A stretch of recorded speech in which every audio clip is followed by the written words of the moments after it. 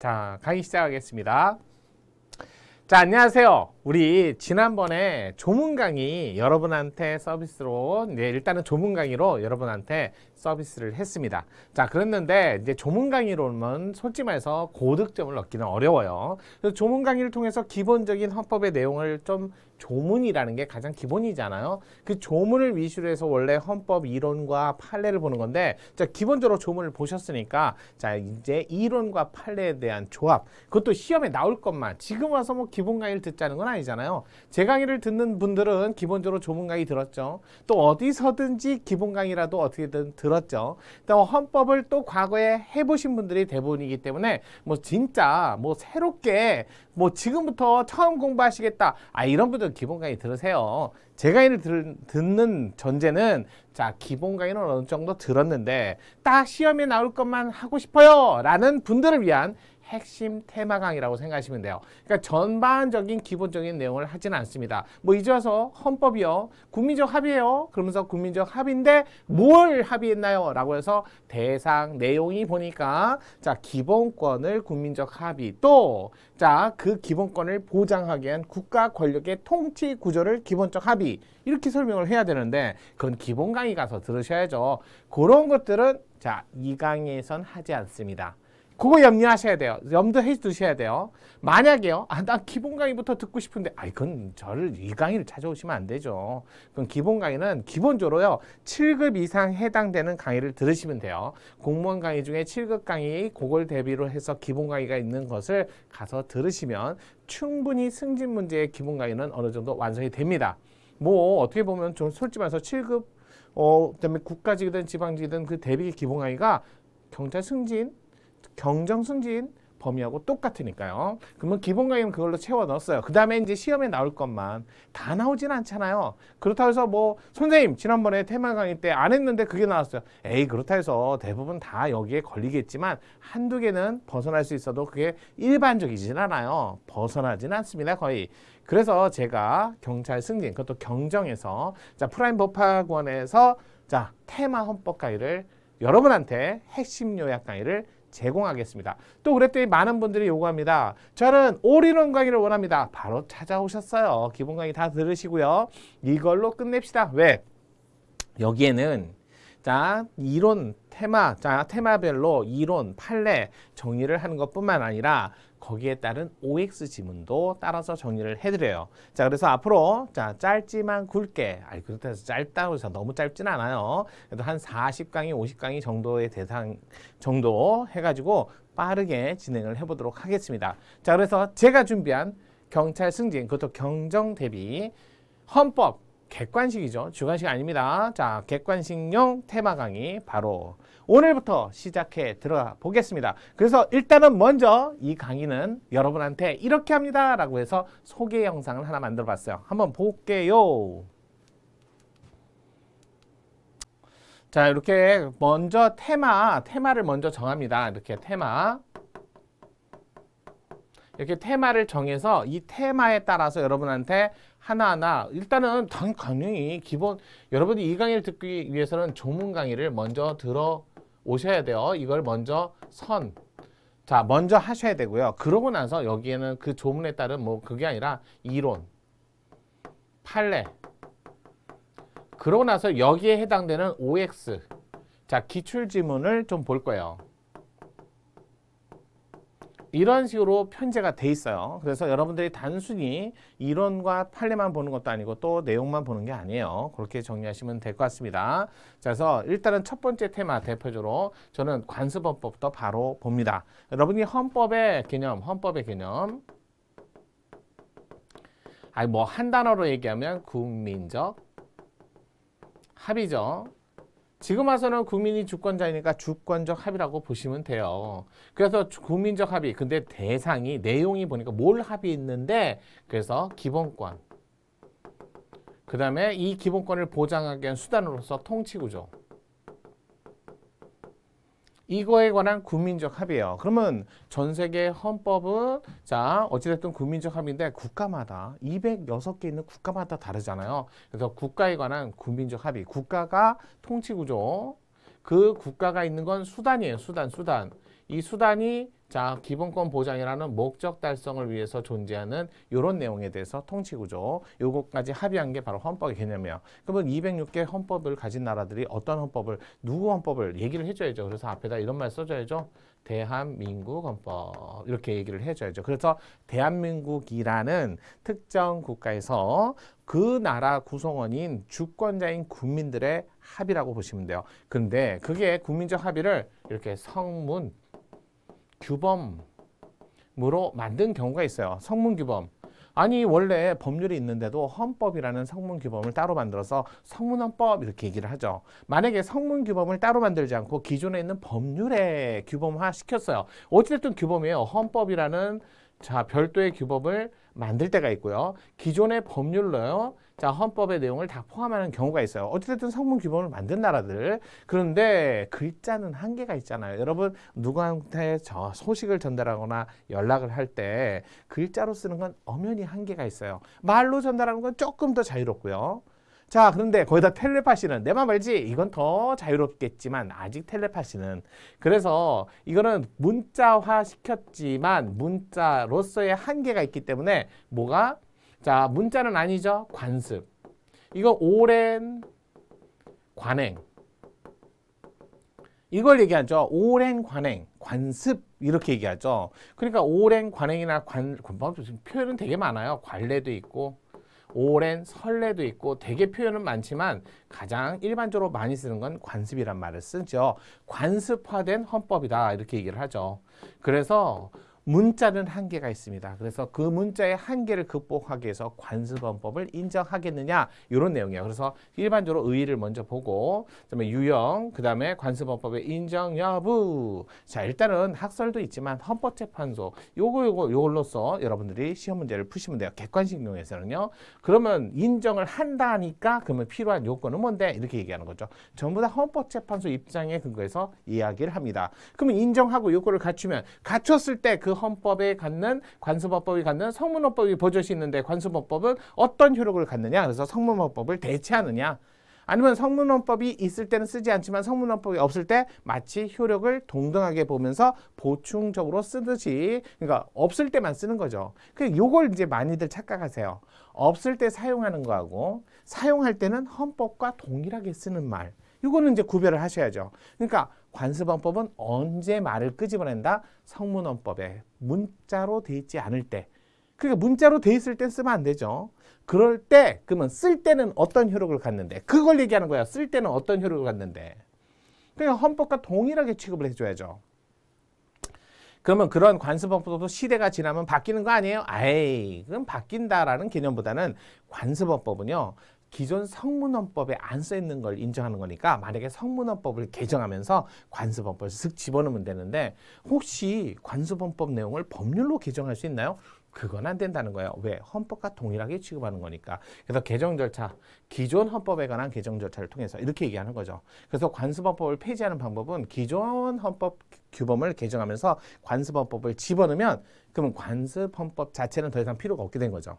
또 이게 국민적 합의해야 돼요. 관습헌법이든 성문헌법이든 뭐다? 성문헌법이든 관습헌법이든 뭐가 있어야 된다? 둘 다. 여기도 국민적 합의. 마찬가지예요. 관습헌법도 국민적 합의. 그러면 만약에 국민적 합의가 사라지면요. 그럼 관습헌법도 사라지는 거죠. 이렇게 정리하시는 거예요. 자, 그러면 그 내용을 이제 살펴보는 거예요. 여러분 입장에서 뭐 교재, 솔직히 말해서 교재를 제가 책으로 안 하고 그냥 PDF로 우선 제공을 하겠습니다. 그러면 또 PDF니까 여러분들이 여러분들이 여러분 그 알아서 쓰시겠지만 뭐 일단은 그렇게 해서 여러분한테 편의성을 제공하기 위해서 교재로 할게요. 자, 그러고 나서 나중에 뭐 자기는 종이 책이 필요하다 그러면 7월 말쯤 그런 교재가 나올 거니까요. 일단은 이렇게 정리하시면 좋을 것 같습니다. 자, 보도록 할게요. 그래서 의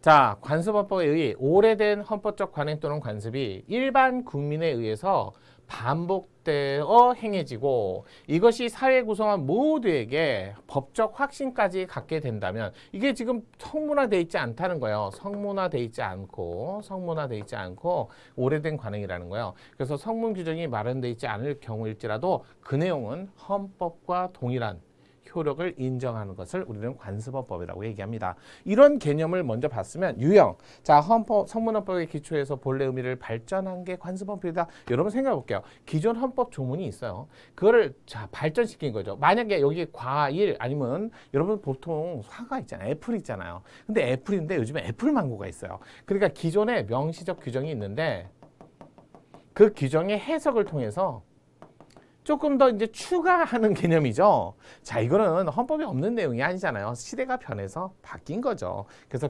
기초의 본래 의미를 발전했다. 이 본래 의미를 발전 변경했으니까 이건 새로운 내용이다. 헌법에 없는 내용은 아니라는 거예요. 자, 두 번째, 성문헌법에 명문 규정이 없어 공백이 생겼을 때 이거죠. 우리 의회에서도 성문헌법의 규정이 마련돼 있지 않은 경우에 이를 대체하는 관습이 있으면 이걸 가지고 우리는 관습법이라고 해요. 그래서 모든 교재, 어느 교재나 1번의 경우는 헌법의 해소로 이해를 하고요. 진실적으로 일반적으로 볼 때 관습헌법은 2번의 경우를 우리는 관습헌법의 경우라고 얘기합니다. 그렇게 보시면 돼요. 그러면 이제 관습헌법을 자 이렇게 유형을 봤으니까 인정할까요? 그래서 헌재 견해를 여러분은 시험에 헌재 견해를 가지고 기본적으로 보시면 될 것 같아요. 헌재 견해에 따라 판단하시면 되지 뭐 헌재와 다른 견해를 할 필요는 없어요. 뭐 학설이야 부정설도 있고 학설이야 긍정설도 있어요. 일반적으로 관습헌법을 인정하지 말라는 얘기 왜 그럴까요? 관습헌법은요 결국 성문헌법이 약해진다.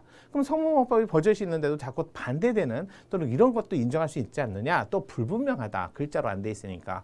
그래서 인정하지 말자는 견해가 있어요. 안정성을 인정하는 게 법적 그런 어떤 성문화의 의미니까요. 그런데 긍정설, 성문헌법의 헌법적 가치를 지닌 모든 사항을 다 빠짐없이 규정하는 것은 조금 힘들다. 어렵다. 그러니까 어렵다. 그러니까 우리나라 헌법에 생명권이라고 없어요. 그래도 생명권은 기본권이다. 이런 얘기 하잖아요. 마찬가지로 국민적 합의에서 모든 삶이 기본적으로 헌법적 관행을 계속 유지해왔다면 그것도 헌법적 내용으로 볼 수 있다라는 긍정설이 헌법재판소의 다수견이에요. 볼게요. 헌법재판소 실행적 수도 건설 요 판례 아시죠? 건설을 위한 특별조치법. 원래 법 조문은 이렇게 붙여서 쓰기에 일반적이에요. 자, 위헌 확인 사건에서 이거 2004년에 있었던 헌법재판소 판례죠. 성문헌법이라 하여도 그 속에 모든 헌법적 사항을 빠짐없이 완전히 규율하는 것은 불가능하고 또한 헌법은 국가의 기본법으로서 간결함과 한축성, 최고법이에요. 최고법. 기본법이란 말은 최고법. 여러분 어디 가서 나 보스야 그런데 보스가 막 차비 너 10원 더 썼잖아. 너 50원 더 썼잖아. 이렇게 따지면 보스로서 권위가 좀 떨어지잖아요. 보스라 하면 어떻게 해야 돼요? 야! 가, 마 이것만 결정하면 되지 거기서 차비가 얼마 들었는지 뭐로 타고 가는지 그건 따지면 안 되죠. 그래서 최고법, 기본법 같은 말이에요. 그러면 최고법으로서 간결성과 함축성을 추구하기 때문에 형식적 헌법전에 기재되지 않은 사항이라도 이를 불문헌법 내지 관습헌법으로 인정할 소지가 있다. 알겠죠? 이렇게 보시면 돼요. 다만 이렇게 나왔는데 뭐 관습헌법이라 하더라도 자 헌법 규정 인정하려면 엄격한 요건 어떤 거요? 특히 국민적 합의. 그래서 동등한 헌법적 효력을 가지는 게 관습헌법이다. 이렇게 얘기를 한 거죠. 자, 이렇게 보시고요. 그러면 이제 성립 요건을 맞아봐야죠. 왜? 인정한다 했잖아요. 다수결에는 인정한다.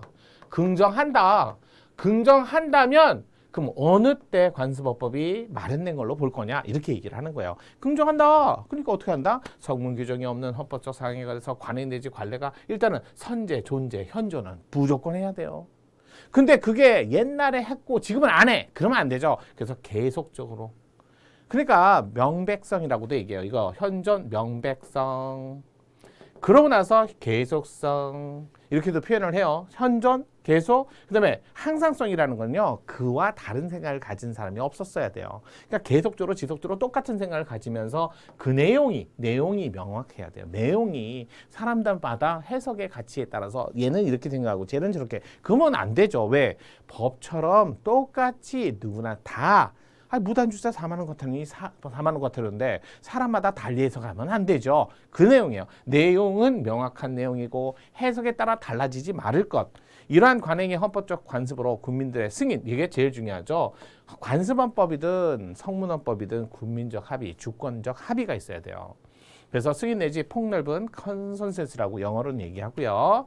다만 아무리 오래된 관행이라도 관습이라도 국민적 합의라도 사람을 죽이는 거 이런 건 안 되죠. 그래서 헌법 규범에 의해서 위반되는 한마디로 헌법적 정신에 반하는 관습은 관습헌법으로 인정할 수 없다. 이게 어떻게 보면 6번은 소극적 요건이라고 얘기합니다. 뭐 그것까지는 안 해도요. 이런 요건을 갖춘다면 관습법을 인정할 수 있다. 그렇게 보시면 돼요.